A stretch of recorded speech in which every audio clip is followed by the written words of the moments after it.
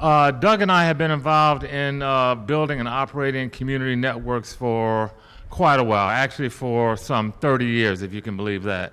We started out in cable TV back in the mid-'80s when the cable operator that had the franchise for the Bronx and most of Brooklyn, Cablevision, decided to redline the minority and low-income communities.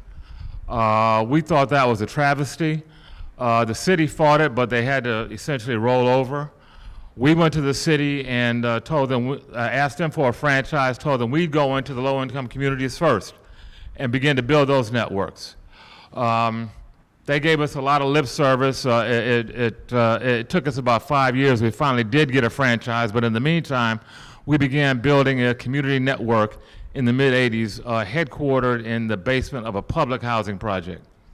We utilized folks from the community to build the network.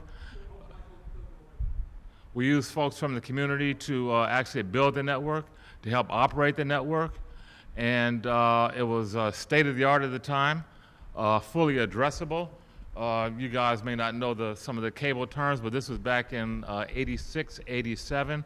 Folks were actually coming over from Harlem to see the pay-per-view events that we had in our little cable system in the South Bronx. As technology evolved, we did as well. Fast forward, we finally did get a broadband franchise from the city of New York. After a lot of kicking and screaming, they finally realized that they had to kind of acknowledge the low-income communities. We began in the early 2000s to deploy a VDSL network, fiber optic base, fiber to the building, and from there we used the existing copper networks. We built a network in partnership with a local community development agency in the South Bronx, Sobro at the time. And there was a 40-building complex in a community in the South Bronx. Diego Beekman was the name of the complex, still is. And we built a VDSL network, provided triple play, voice, video, and phone. And this was before Time Warner and Cablevision actually launched their triple play here in New York City. We were little guys, so we didn't get a whole lot of play. Dave Burstein, who couldn't make it here, wrote us up, but other than that, we didn't get a whole lot of play. Later, we got written up in IEEE and some other publications for really being kind of on the cutting edge. You might imagine it was difficult to get the financing to sustain that operation at the time, so we were eventually eclipsed by the big guys. But we thought we had a really positive model of how the community can build, control, and operate a community network. One key part of that network, the VDSL network, was we created a learning center where folks learned about the digital skills and learned about how to operate a computer. One of the things that we also did was once the folks took the class, they got a free computer. It actually worked. As I was kind of preparing what I wanted to talk about today, a number of folks told me, well, Stu, don't talk about all the social stuff and the educational stuff. Focus on the network stuff. And I thought about that. I'm a new board member to ISOC New York. I've only been on the board about 6 months, so I'm kind of just feeling my way around.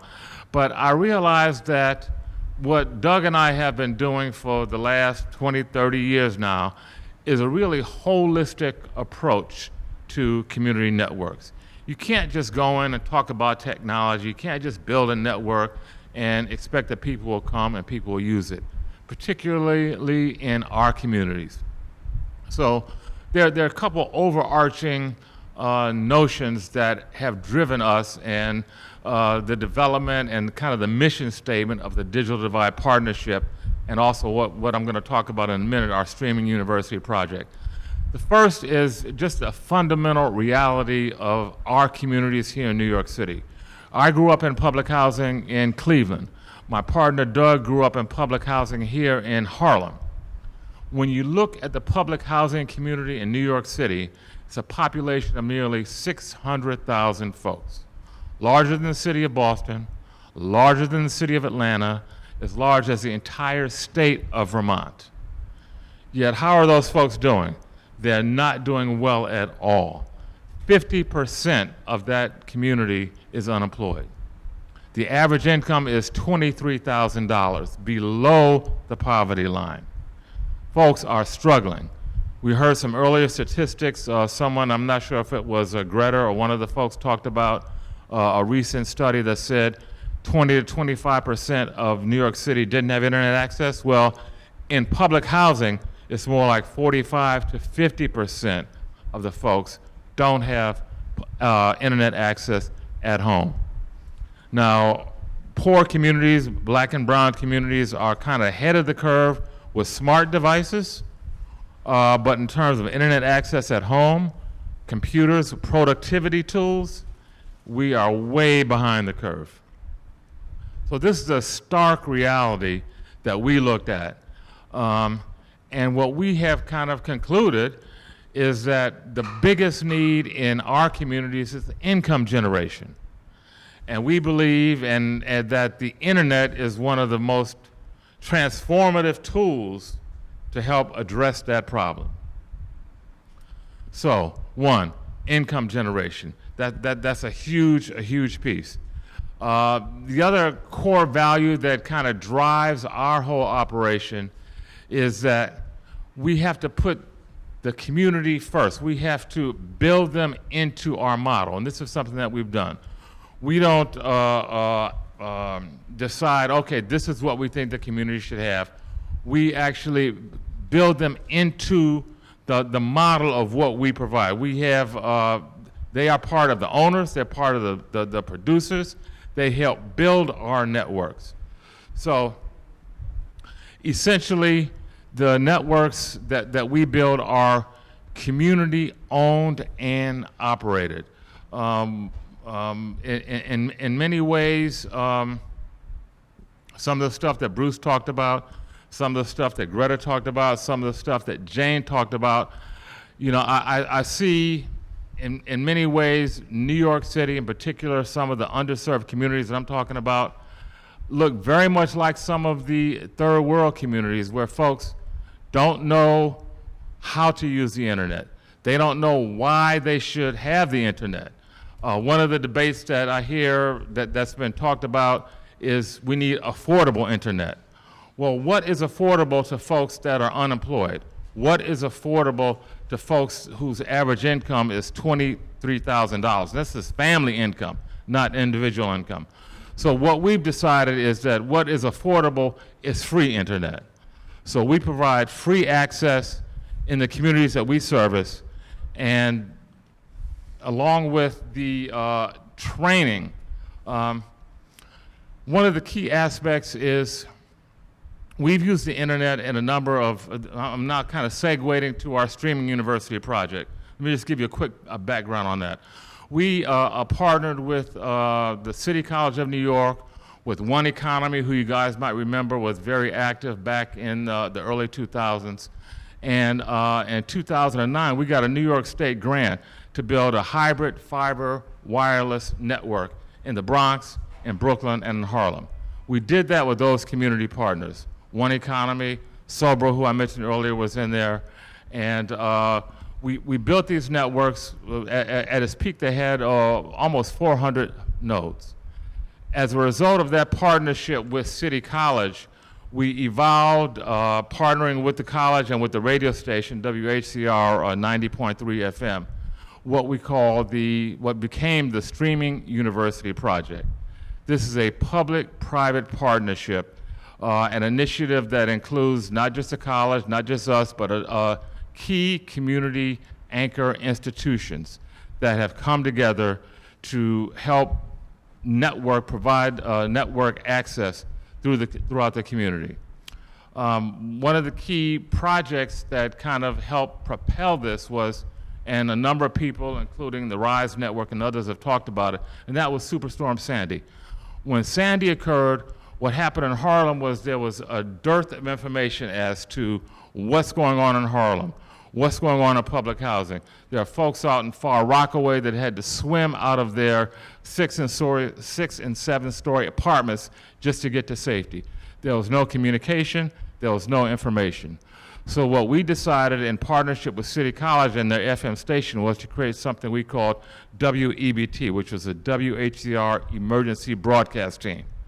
So what we have done is we partner with local folks in the community to collect and disseminate information so that in an emergency, we are communicating back and forth with the radio station. We developed a way to remotely control the radio station so that if folks can't get in, that was one of the problems during Superstorm Sandy, the on-air personalities couldn't get to the station. So we developed a way to remotely go in and control the programming and talk on air. We've developed relationships with folks throughout the community to feed us information. We've started to build networks that have backup power, solar and battery powered access points in the community so that in the event of power failure, we still can collect information. And someone mentioned earlier, they were talking about intranets. Well, our network also operates even when the internet goes down. We're able to communicate with each other, among each other, and share this emergency information. So this is a key outgrowth of that project. Another thing that we developed was something that we call community streaming stations, where we have developed local broadcast capability in, again, this is in public housing for the most part. That's our sweet spot from where we sit. Those are the folks most in need. We're working with community resident associations, with community groups to develop community streaming stations where they are creating their own programming, creating their own content, feeding that content out over the network to each other, among each other, not only during emergencies, which is kind of how it developed, but also during normal times, during non-emergency times, news and information on a community basis. So for us, just kind of, you know, I guess summarizing, I see Jolie standing over me, and we must be running short on time.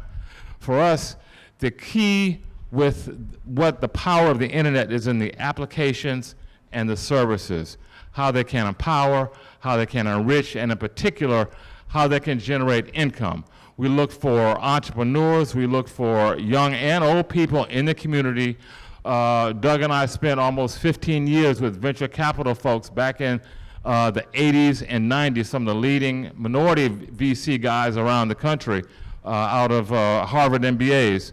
So we learned a lot about business development and entrepreneurship. So that's one of the key things that we look to focus on in the communities that we serve, identifying folks, helping with local business development, using the technology as a community development tool. That's our focus, and we think that's where the need is greatest in our communities. I invite you to check out our websites at DDPNY, digitaldividepartnersny.org, and also WHCREBT.org. That's WHCREBT.org. That's our emergency preparedness information. It has live streaming from the community, from the radio station, and again, that's a way for the community to stay connected with each other and with sources of information about what's going on in their communities. I guess that's it for now. Thank you for your time. Thanks, Stuart. If we had more time, I'd ask you a question about how phones versus, laptops or whatever affected your work, but we don't have time for that today. But I would love to come up to the Bronx and do a whole event on what you do and, and stream it and everything. And, your talk puts me in mind of a couple of things, like when they were delegating the .nyc top-level domain, Tom, who's also on our board, had this idea of making local wikis, and eventually they reserved names, and they're putting out these neighborhood reserved names. And this is something to me which would work very well with what you're doing. And the other thing that is, I also like to stream. I do a bit of it. And and so today, apart from this, I'm also streaming the Caribbean Internet Governance Forum from Suriname. And Bernadette Lewis, who is a very impressive lady, did a presentation today where she talked about, about resilience, about the same thing. And what she called for was education of kids to run ham radio stations, and it's something that, I think that the Internet Society should get behind, Jane. Thank you very much. Who's I should say, Jolly, that we're looking at community radio as well because it's an imperative in some of the disaster-prone regions. So next on our agenda is Shiva. So I've known Shiva for a number of years. He is the chair of the Internet Society chapter in Chennai.